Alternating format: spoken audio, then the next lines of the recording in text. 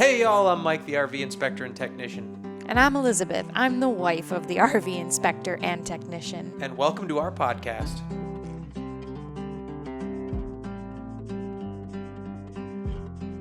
Well, Elizabeth, we're here. We're here. Welcome everybody to the Cozy Camper podcast. I'm Mike and this is Elizabeth, and we are the owners of Cozy Camper Mobile RV Services. We do RV inspections and RV repairs. We've been talking for a long time about doing a podcast, and it has kind of come from this social media outreach that we've been doing. It's been very successful. There's been a lot of response to it, and we thought, well, what's the next step? Here we are. Let's try a podcast. That's right. And hundreds of dollars later, we have podcast equipment and are figuring out sound. So we're so grateful that we're here. We thought, or that you're here. I'm grateful that we're here too. But I mean, if we weren't here, this wouldn't be here. that's right. So. I'm so grateful I'm here. We thought that we would reminisce a little bit about our backstory. Yeah. Elizabeth, what was our first RV experience like? Our first RV experience was us with a baby, Nolan, who was under 1 year, in a pop-up camper. It was my first ever camping experience, not just RV experience, like camping at all.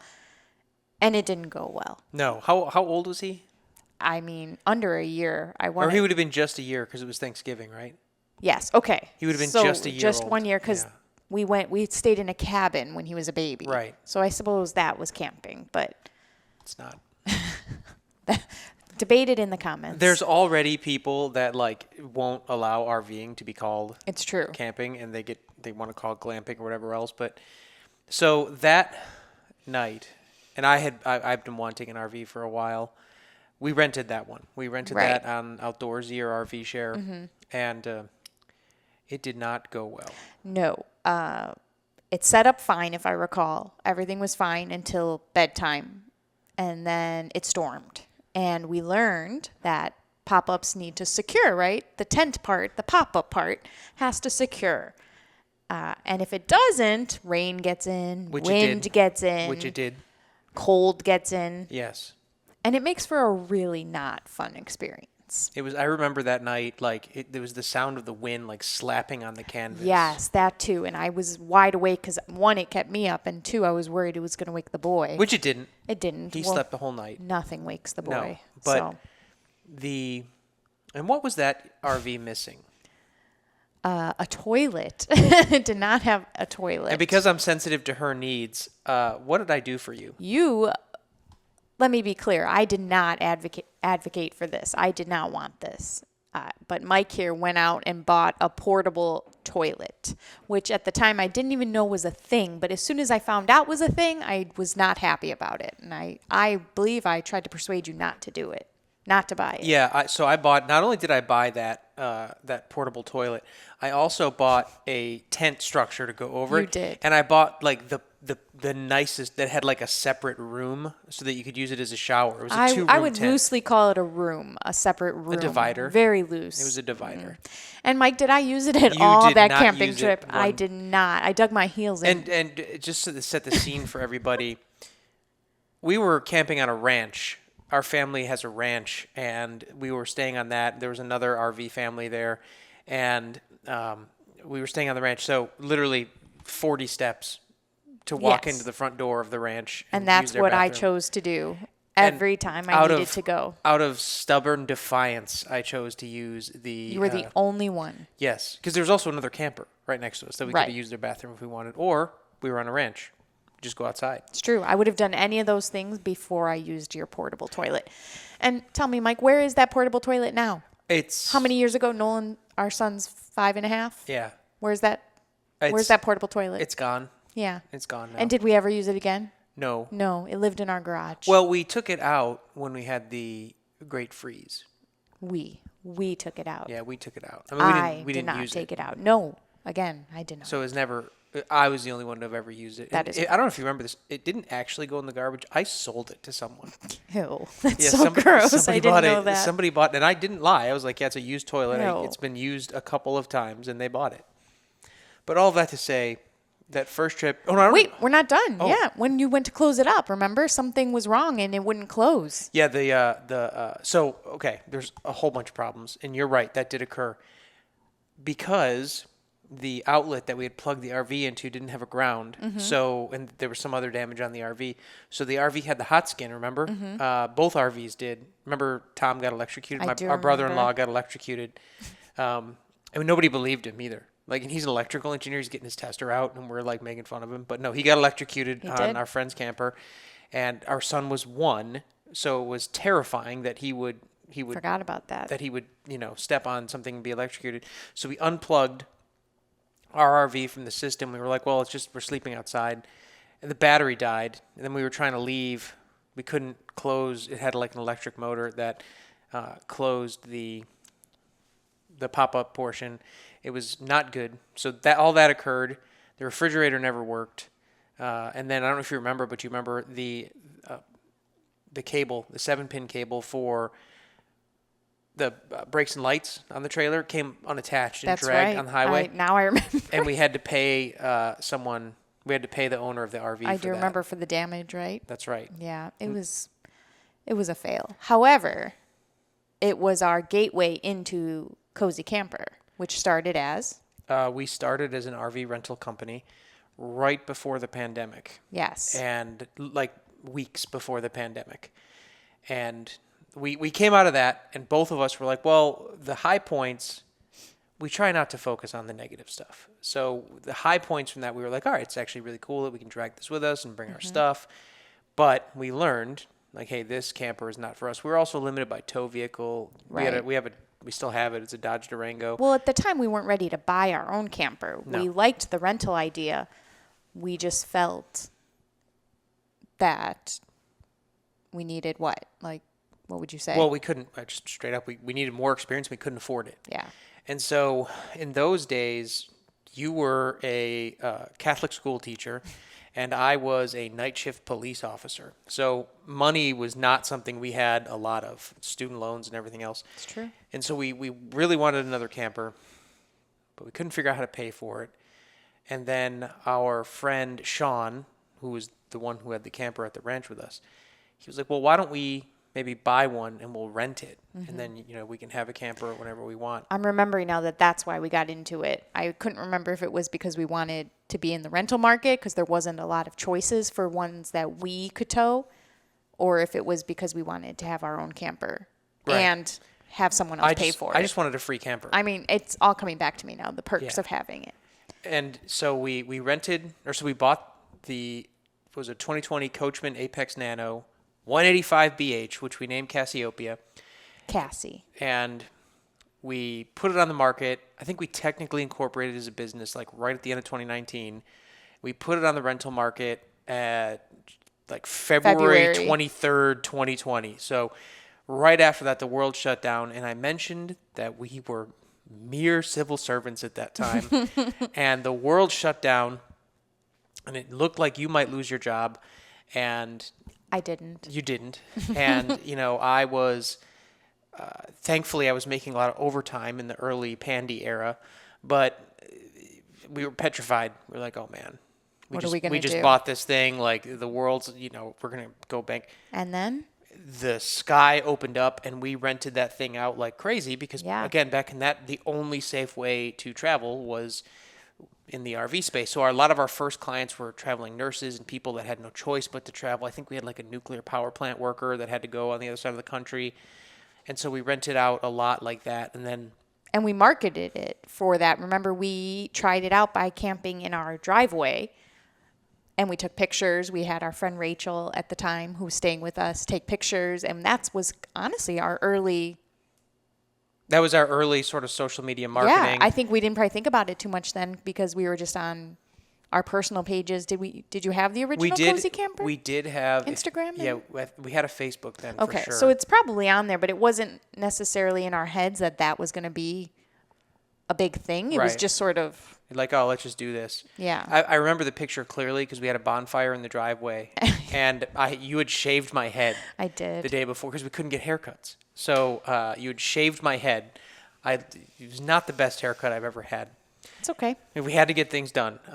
Jocko said, "Stay hard," so I shaved It my was head. efficient. It was good. but- I will never forget. I went to work, and the chief of police was there, and I ran into him in the hallway, and he'd said 3 words to me ever, and he said, "What happened to you?" And this was a man who I respected a lot, and it felt like your dad saying I'm not mad at you, I'm just disappointed. Oh, And so anyway, you're welcome. yeah, thanks for that.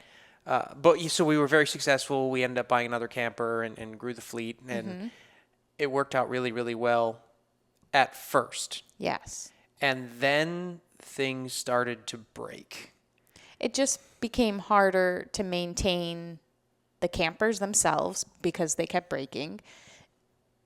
With rentals comes orientations and walkthroughs when they get back, and cleaning and maintaining all of the things inside the camper. It just became too much while also working full-time jobs. Right. And that was we decided very early on that our motto was worry-free camping. And the idea was every single thing you could humanly need in the RV was going to be there. Right. Blankets and sheets and cookware. And it was going to be the cleanest. We were going to have the cleanest RVs. We actually hired, it was our first employee. We had a cleaner that, Tiffany, what's up? We had a cleaner that came in and took care of our RVs.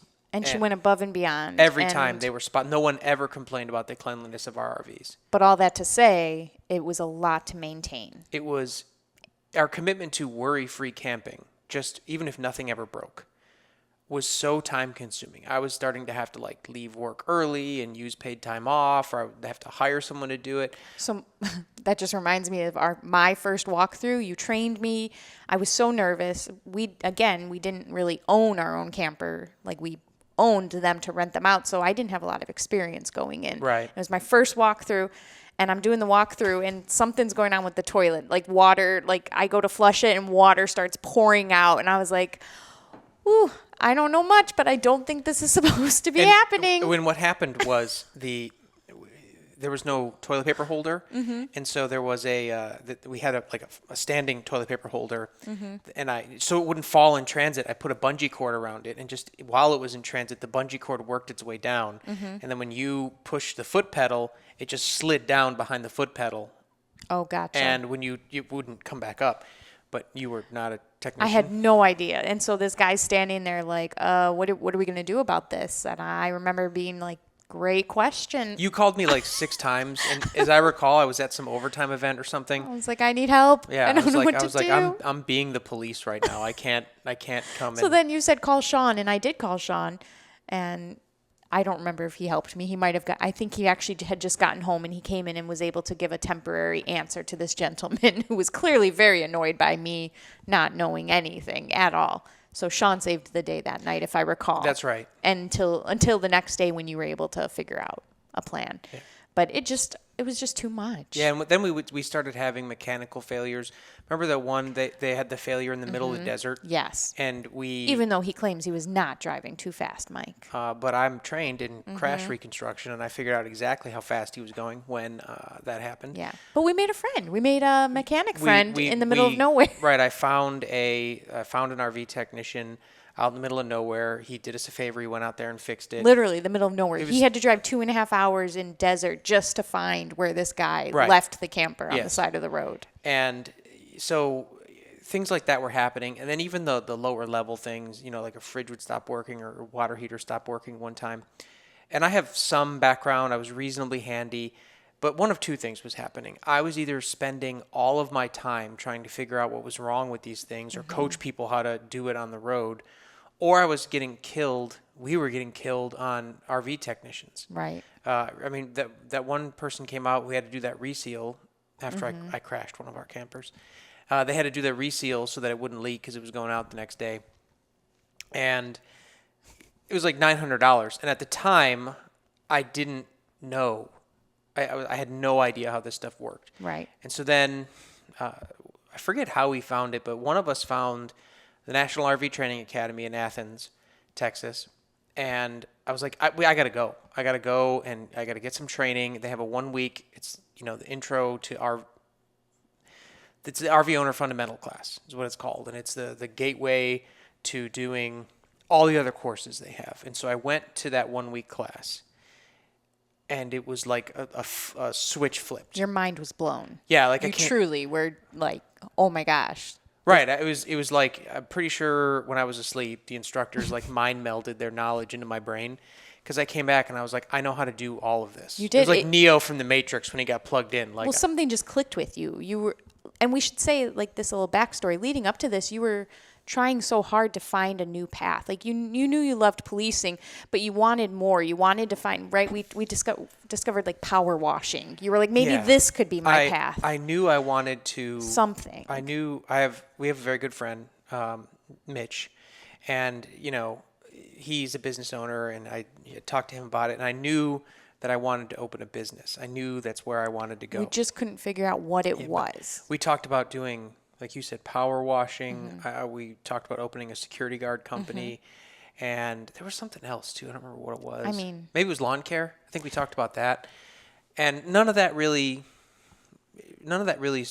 Stop. scratch the It itch. didn't. And then even when we were doing RV rentals, that didn't really scratch the itch either. Like it was just, all right, we're back. We had a little technical difficulty. We were saying that it's our first glitch.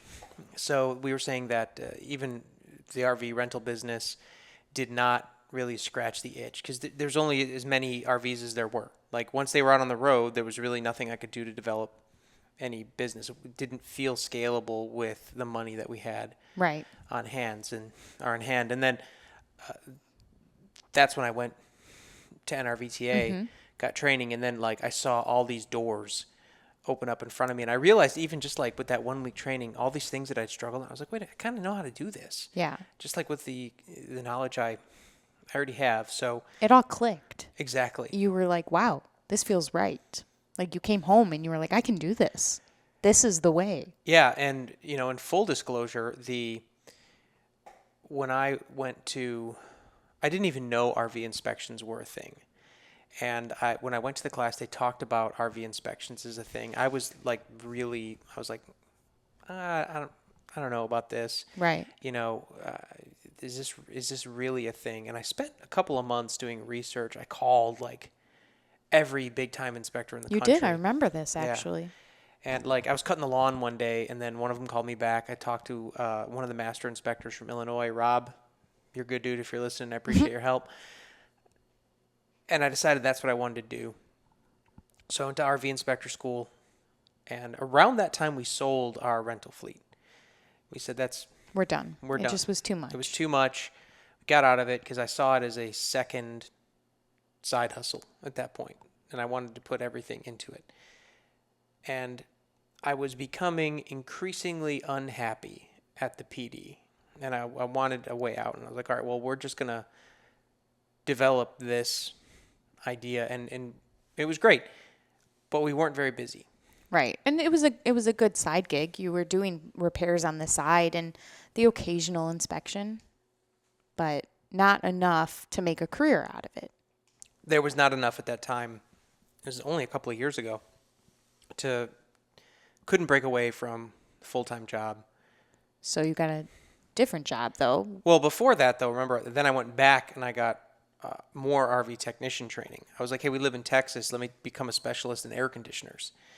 And that was like another door opening. That's right. Where like last summer, I did air conditioners all day, every day. Right.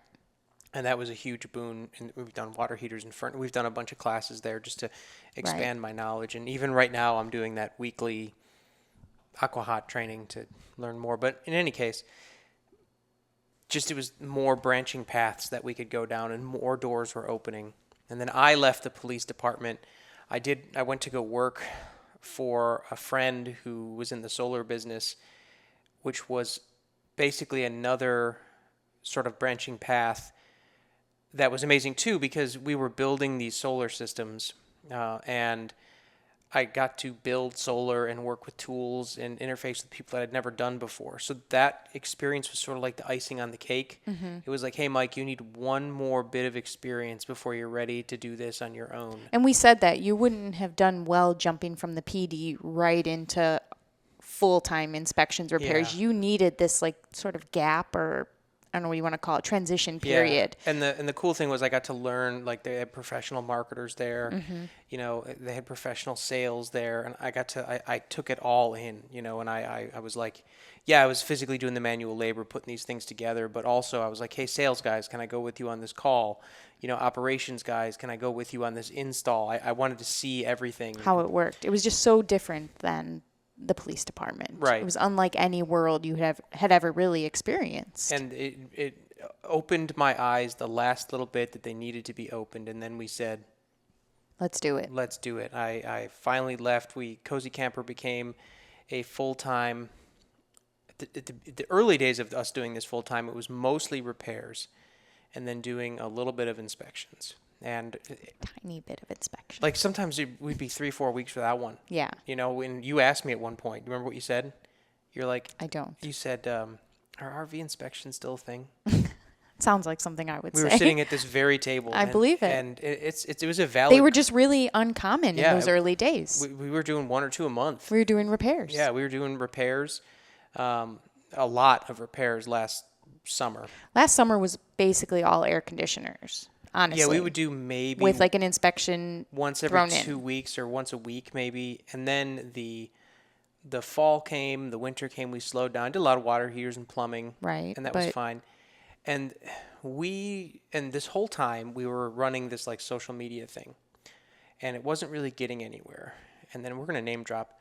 We met the Tomazes. Yes. From Tomaz Coast to Coast, and they are RV renovators. And I met them on an inspection. So they renovated an RV for someone, and their client hired me to go inspect the RV before they took possession of it. And we met them. And I'm going to stop you there because this is where I come in. You met them. I was out of town. It was in the summer. And you called me and he was like, Beth, this is it. This is our ticket. Like, these guys know what they're doing. Yes. They're awesome. They're kind. They want to help us. They have so much experience. Like, this is it. Right. And I was, in Chicago doing my thing. Like, okay, cool. Yeah, sure. Like, yay. Here we are. Yeah, I met them. Yeah, you were not there. You were out of town. And when I met them, so Igor was a police officer. They're our age. Mm-hmm. And Igor was a police officer. And it was like out of Step Brothers. Like, did we just become best friends? Yeah. Right? And anyway, Casey, I kind of told her what I wanted to do with social media. And to her credit, she was like, well, dum-dum, why don't you do it? And I was like, well, I can't do it because of X, Y, and Z. And she was like, that's dumb. Just do it. Yeah. And I was like, well, okay. You did. And You then listened. I listened, and I committed. It didn't happen all at once, but I was like, you know what? I'm going to post a reel every single day. At that time, it was the first thing in the morning, every single day, and spread the word. And we did that for a while. So there was a shift. You went from posting here and there occasionally about mostly air conditioners and repairs, occasionally about an inspection, to stopping basically that to every single day inspections. Yeah, inspections. as much as inspections. as much as our clients would allow, us to post, I would post about inspections and the value of them and why I think they're important. And we were on an upslope, and then we we tabled at the Austin RV show. That's right. And as we were growing into RV, and that was just February. That was this February. I was And also out of town. You were out of town. I did that myself. Tomaz's manned the table. Mitch manned the table. Sean manned the table. I like traveling. I'm sorry. Everyone we've mentioned in this story so far manned a table that day. And that was that was like our last sort of watershed moment. You were just hoping to get one inspection out of there. I was You were like, like, if I get one inspection, I don't it know. paid for the week. I don't know how And many inspections we got out of it. Probably We know more than one. probably though. 15 inspections easily. we got out of it. And the marketing, I mean, so much value came out of those few days. It did, and we didn't just stand there and table. I taught RV owner education seminars when I was there, and there'd be 80, 100 people in the room. I recorded all of them. We were in the middle of our let's post once a day, every day Right. thing, and that was like gas on the fire. And then now it's February, March. That's when kind of RV buying, RV season begins. Our inspection just exploded. Right. And I was able to now post every day something RV inspection related, or most days. Different ones too, which was cool. Right. Like you actually had new footage. Not to say you weren't before, but now you had a variety to choose from. I had to do a lot of B-roll footage in the. You're getting creative. Right. It was like, oh, I've used this. There's that one video of me on the Tiffin roof with the yellow shirt that I probably used for 30 videos. Yeah. Just, trying to get it out there. But we went from, I remember right around the same time in February, we had 7,000 Facebook followers, which I was blown away by. Right. That was huge. And we had 1,000 Instagram followers. And now we have 20,000 of each. Which is just mind-blowing. It's mind-blowing that we've... I remember when we started the Facebook, I was like, yes, 100 followers. And majority were our friends and family. Yeah, it was almost all of our friends and family. And then I remember clearly like 200, like, wow, that feels really good.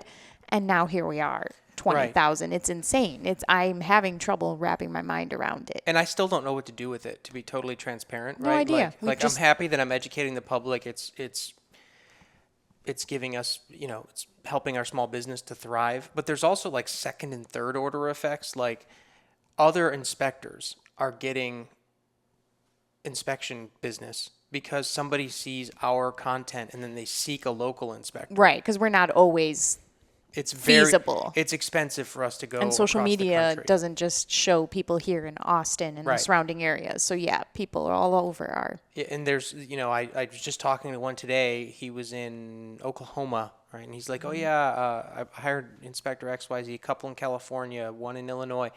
And so I know that second order effect is occurring. That reach. Exactly. And so in my intent from the beginning, I was like, yeah, I do want to advertise our business, but it's important to me too to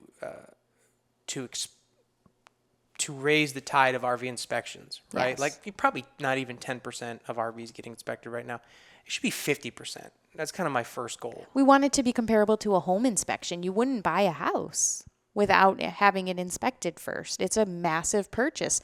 Whether you're living in an RV or not, just traveling in it, you know, there's an expectation of what it should be. Right, and I agree. That's why when I went to the school and they pitched it to me, I was like, well, yeah, that makes sense, but I'd never heard of it before. Mm-hmm. And then like if I encounter someone on the street and I'm like, hey, this is what I do, they're like, oh, that makes sense. I hadn't thought of that before. And I feel like the elephant in the room here is also RVs need to be inspected. That's its own podcast. Yeah. In its own right, but I think it needs to be said that like there's a reason why inspections on RVs are so important. Right. And we will get into that. I just feel whole episodes talking about. Just feel like it was worth mentioning here that there's more to it than. Because nobody's in the background like, wow, RVs are so perfect. Yeah. No need for an inspection. Well, dealers say that. I promise we'll come back to that. We are not going to dealer bash here. No, today.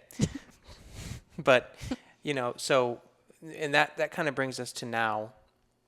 One thing we did forget to say was that you've left your job now and you work for the business full time. And Elizabeth is the one who answers the phones.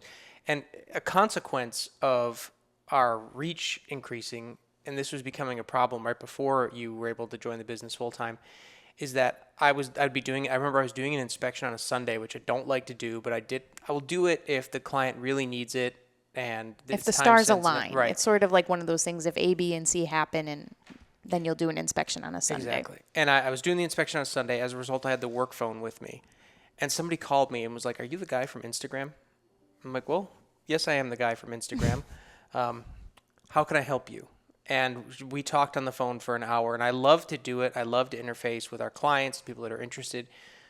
But I was doing an inspection for a client at that moment. So it has been an enormously helpful thing where, like, if you need to talk to me, you can call Elizabeth and we'll set it up. Like that's. For those of you who know Mike, he likes to talk. I'm literally on a podcast right now. So it's in everyone's best interest if I stepped in too. You've got to throttle. Because otherwise, he's just sitting there chatting to everybody about everything. Not even just RVs. He'll chat your ear off about literally anything. Literally yesterday at the dealer at the literally at the inspection I did yesterday.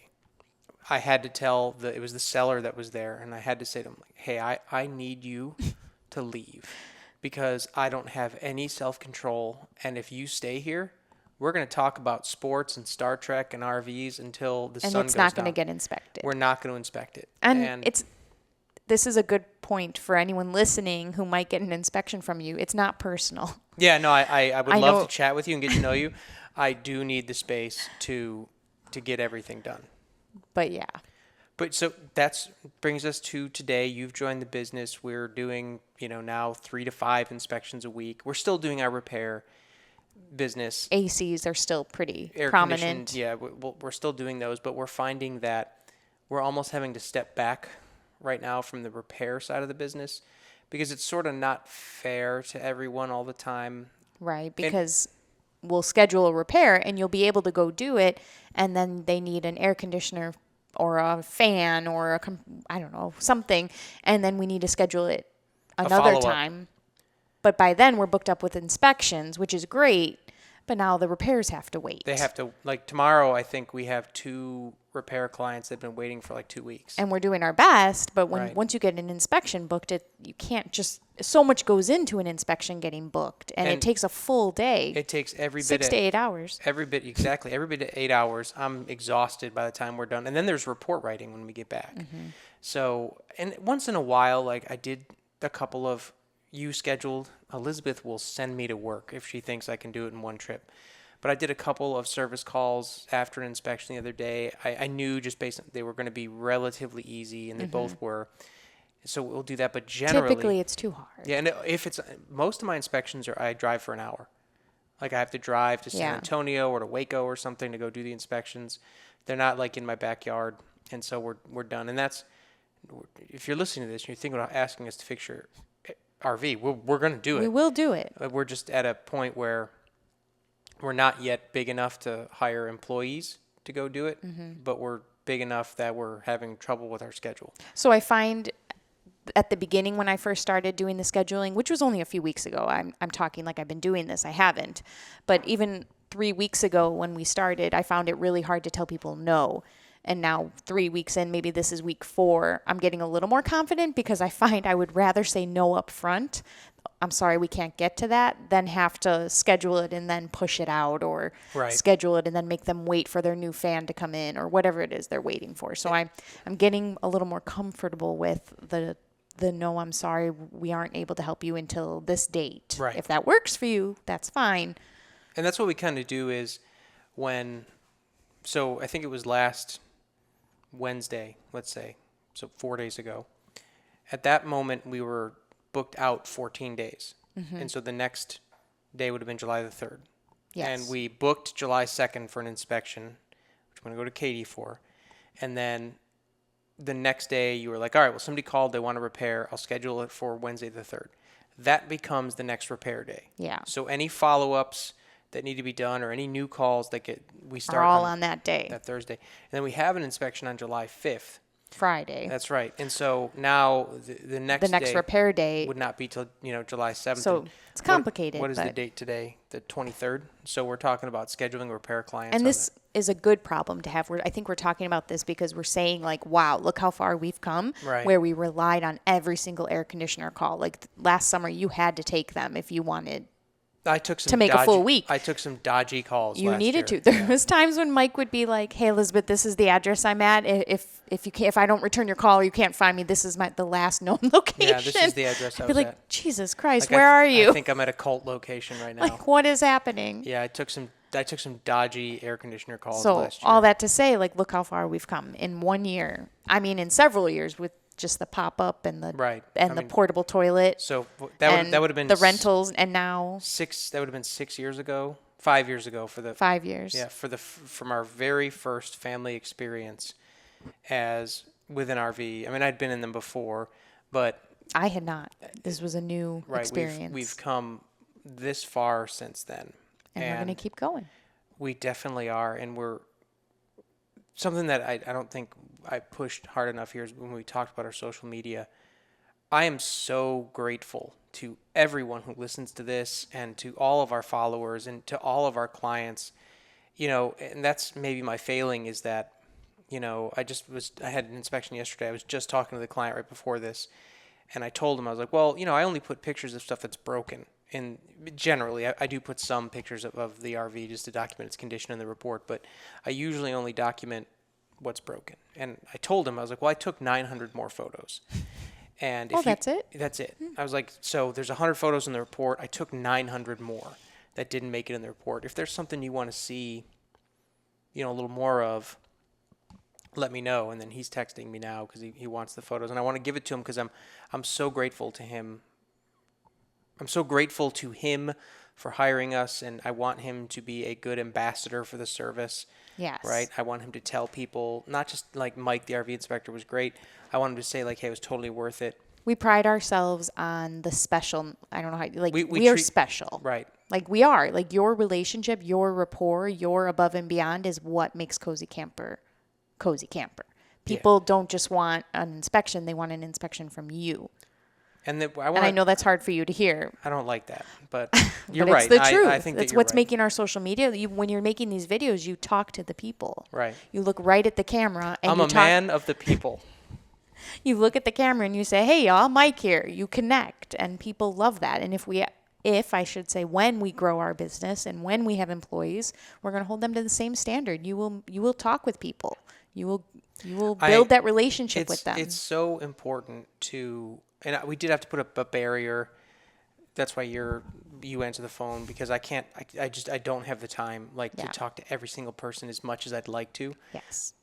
On the fly. Like, if we schedule it, we'll make something happen. But I'm so grateful, and I want these people to feel good about the service that they've Yes. done. And not just our clients, but I spend a lot of time talking about some dealers. And we've seen the dealers in the area turn, right? Like, most of them now are very positive and welcoming towards us as inspectors. And they don't, most of them just say, "Oh, Mike's coming? Okay, great. Well, he'll be over there." It's true. Let him know. And it's not, that wasn't that way No. when we first started. We've turned a corner. Yeah, exactly. And You've earned that. I feel like you've earned that respect. And I feel like if our little corner of between Austin and San Antonio is, well, not all the way to San Antonio. I don't know what happens down there. That'll be a whole other episode. But things are shifting. Yes. And so now I think the next step is bigger than you and me. And that's why part of the reason we're doing a podcast is like, all right, well, now we're at a place where we can affect positive change Yes. in the industry. And that is really our intent for all of this. Is we talked a little earlier about worry-free camping. And when we went from the RV rental to the RV inspection repair, our motto hasn't changed. It's literally on the back of your shirt right now. And the idea is if we normalize RV inspection before purchase, so you know what you're buying and what condition it's in, and then RV owner education, which is something we haven't talked a lot about, but we teach RV owner education courses, so you can become an expert in your RV. Comfortable in what you're living in, Exactly. or You feel comfortable about this thing, and then we have aggressive maintenance and repair service, so that when something is going to fail, no different than a house, something is going to break eventually. But like if you're like, oh, I either know personally how to do it, or I know us that can come out and fix it and make it better. That's worry-free camping, where you're not worried about your frame failing, or any of these other terrible things that your roof rotting off. right. And that's You get a peace of mind. Exactly. That's what drives people out of the RV life, is that worry. And so we have thought about worry-free camping at this scale, and now we're thinking about it at the next scale, which is in the industry. And I can't believe that we're talking about disrupting industries 24 months after doing our first handful of real inspections and repairs, right? I can. That's what excites me about it. But Elizabeth, we're a husband-wife team. For now. For now. we run this show. We've talked on our social media. We have been full-time RVers. We currently are not. We're wanting to sell our house. That is correct. We'd love to be full-time RVers with the market, and we've done it before. This year, we were did. full-time RVers for a few months. We haven't been able to do it yet, but we love the lifestyle. Yes. I loved every minute of it. I can't wait to do it. It's hard Again. being back in the house after having a taste of the lifestyle and then having to rein it back in and be in the house. We love our house, but this isn't the lifestyle we want. No, like now after living in the RV, I'm like, why do I have to clean up this room we don't use? I was thinking that yesterday. I was like, gosh, I did not miss the amount of space that I have to clean. And we're doing a great job keeping it picked up. And You're doing a great job. thank you. However, it is still a lot of space, and I'm not used to that again. Well, remember in the camper, you would take the dogs for a walk with, And you with would the clean boy. it. I would clean the whole camper in was 30 minutes. great. Mopped everything. I miss those days. Soon Take we'll- me back. Soon we'll be back. If there's any realtors that listen to this, we would love to hear your take on selling this home. But Sell our house or buy our house. Someone buy our house, Yeah. please. I thought it'd be worth mentioning. Elizabeth, we've come a long way personally too. Yes. Where did you meet Mike, the RV inspector? I met Mike, the RV inspector, in his basement, sitting on his bed, eating a sandwich Evergreen Park, Illinois. in front of a Blink 182 poster. You always bring that up. I think it's an important part of the story. It was 2004.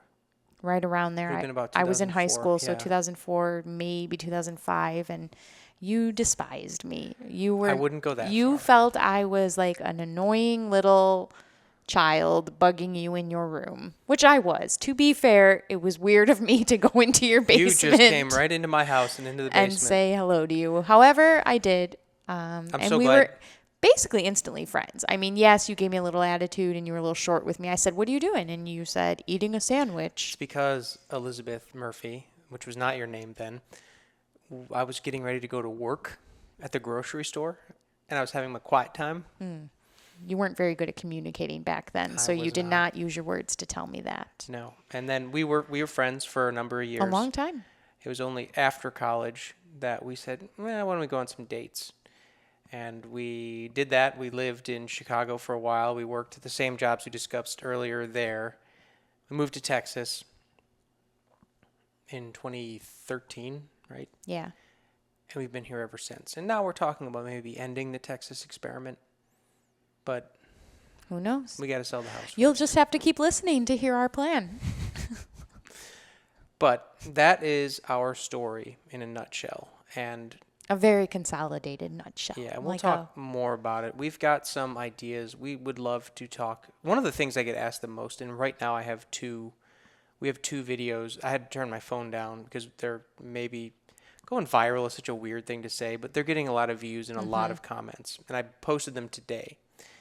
And You can usually tell right away when one is going to take off. And, yeah, and if a video gets more than like 5,000 views in the first 24 hours, that's usually a video that's going to get 100,000 or maybe 500,000 and it's views. usually because you said something controversial or. Yes. So what did you say in this video? This one, it was about the dealer the other day that, remember, he laughed in our face? Ah, yes. And it was actually, so I was talking about that dealer, but then I started talking about a different RV inspection. And that was on a new RV, and it was a lot of quality control issues. And the point I was making is like, well, hey, how are you going to laugh at me? And then this is the RV that you're defending. Yeah. Like either you don't know or you do know and you're trying to conceal that fact from me. So that video is going right now. And then we just posted when I post air conditioning videos in the summer, they tend to do very well. I wonder why. Why is that? Because people, and that's the thing, like people, you can make these air conditioners do whatever you want them to do if you know how to do it, right? So if it's just like sealing it up, throwing a cool RV in there. Wise words from Inspector Mike. I've been working hard on that.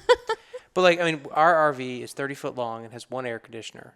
And it's in the heat of the day, it will get slightly warm Yes.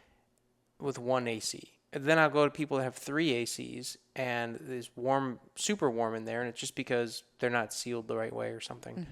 So we'll go and fix that. But anyway, I have that video cooking right now. Gotcha.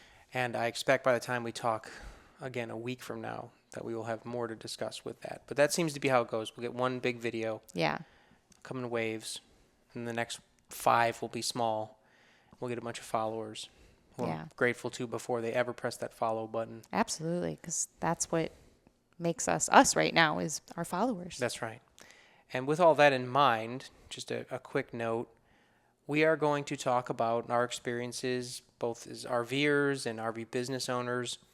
I want to talk about You hate Want to. You hate when I say want to. I hate it. I'm a Chicagoan, and I picked up the y'alls and the want tos and the Whataburgers over the years. I hate it so much. Yeah. Remember that day we were at that RV park in Illinois, and I started dropping y'alls, talking to another Texan and our Y'all's friends. is fine. I use y'all. But- It's the want to that. Yeah, but like, remember our friend Rick looked at me. He's like, "What are you doing?" He's like, "What voice was that?" And I was like, "Oh, I was talking to a Texan. I changed into their language, different accent."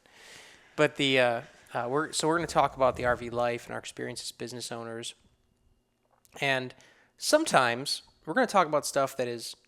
We're going to talk to other RVers and some of the people we've met, particularly in the RV space where they're active on social media. But I also want to talk to people and about things that have nothing to do with the RV space. And kind of my vision for that is the campfire. You sit around the campfire. And you just chat. You just chat. And if I get 4 people at this table and we talk about the price of tea in China and it makes for a compelling podcast, I'll put it out there. Yeah. But what I won't do is I won't sit here and I do the same thing on our social media. I won't sit here and be like, RV inspections are a great thing. And then you say, that's right, Mike. Like, we do think that they're great, but we're also going to talk about some of the downsides in the areas that the industry could improve on. And I'm open to that criticism. I will have the most anti-inspector, hateful RV dealer owner at this table, and we will talk about it. Yeah. But I won't have a fake podcast where we're just glorifying. No, we're what going it to is talk that we're about it doing. all. The good, the ugly, all of it. Like, for example, a minute ago, you criticized me for taking drinks of water during the podcast. I did because you're loud and our listeners don't want to hear you gulping down They don't want to. a soda. Well, I've got a mute button right there. To be honest, I've been really thirsty this whole time, but I didn't know where the mute button was, so I have been holding off on having Here a you sip. go. I got you. There you go. It's that red button right there. This episode brought to you by Thank you. That's so much better. I'm so glad that I was able to do that for you. But yeah, I don't want to have a fake podcast, and I want to. Oh my God, make it stop, please. Sometimes I do it on purpose. I want to have real conversations while we're here. Yes. And I think that's important in this space because so much of the RV space right now, I have a real criticism of. Because on the one hand, you have the RV industry where everything is great and you're going to love this RV and look at the floor plan and it's got these big windows and you know, you kind of sold a bill of goods. And on the other hand, you know, you've got kind of the opposite of that where people, well-intentioned, make claims that aren't necessarily true. Mm-hmm. Right? So just like YouTubers are describing a problem and then I'm watching it, I'm like, well, that's not that problem at all, right? Like that's a totally different issue than you think it is. I'm not saying it's not a problem. There was all these like frame flex videos and people were talking about what was going on. I'm like, well, some of that is frame flex and it is a problem. But what you're describing isn't that. Yeah. It's something else that's also bad, but like you're railing on this thing. The wrong thing. And, you know, let's have this conversation, and we are not beholden to any RV industry space whatsoever. We are independent business owners and I won't be told what. I hate being told what to say. Did you see her face change when I said it? I won't be told what to talk about. He will not be told. Yeah, if I say a thing, it's because. And you asked me this the other day because we filmed a promotion for a product, and you asked me, you were like, "Do you actually believe this?" And I was like, 100%. I did. You were recording a video, and I'm often in the background. You can't see me, but I'm almost always listening to him record content. And he was just like so passionate. When it was over, I was like, "Is that true? What'd you say? True? Like, Yeah, you believe that?" And he did. He said, "Yeah, absolutely. I was I like, do." I wouldn't say it if And I I didn't. should know that. Obviously, being married to you, I know that. But it was so compelling that I was like, huh. Like, Yeah, I will not get up here and because we've even talked to a dealership chain about maybe filming some like walkthroughs, just like, hey, this is the RV and here's the floor plan. an RV chain that has been really good to us, Right. very accepting of inspectors. And like my condition has been that I will make it clear that I haven't inspected this RV and that you should have it inspected by someone before you buy it. And, because I love the RV life, I think RVs are awesome. Even with their questionable quality, you can overcome that and have a good time Yes. in your RV. So, what we were talking about earlier, where the RV industry is like, oh, everything is awesome, and the people that are maybe having questionable takes can both simultaneously be true. Yes. You have to work through the bad stuff and to get to the good stuff. right. Yeah. Like every single time we move our RV, something breaks. Yes. Right now, I don't know if I told you, but the bedroom door is broken. Oh. It fell because I didn't lock it, and it fell in transit. And it's going to take me 5 minutes to fix, but I have to fix Okay. Good to know. And that is the nature Yes. Of RVs. of RVs. But So yeah, that's what this podcast is about. We're going to talk about all of it. Not just our side of it, not just what you want to hear, not just what we want to hear, like a little bit of everything. yes, and don't be surprised if some totally off the beaten path characters and conversation. Like I know I'm going to talk to some cops about law enforcement. You have some topics that you're passionate about that you want to bring up, and I'm excited to do all of it with you. I'm excited too. If there's something that you'd like to, if you have a question or a topic or even a guest that you'd like to see us meet or chat with or about, let us know. About who talk would you like about us them. to talk about? Let's talk about Jim. But we would love to do that, and we're so grateful we're here. Yeah, Well, you think we should wrap this up? I do. Well, everybody, thanks so much for being here. We'll see you next time. Bye.